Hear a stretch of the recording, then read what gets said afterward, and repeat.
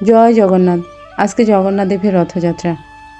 গত বছর এই দিনে আমি বাড়িতে থাকার কারণে আমি, টুকু, মা, পাড়ার কয়েকটা বৌদি মিলে রথ দেখতে গেছিলাম, কিন্তু এবার আর হচ্ছে না।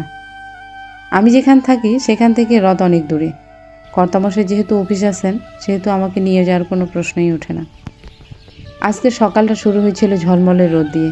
কয়েকদিন টানা বৃষ্টির কারণে কাপড়গুলো এত বেশি ড্যাম হয়েছিল, সেগুলো সকালে ঘুম থেকে উঠে আগে ছাদে মেলায় দিয়েছিলাম।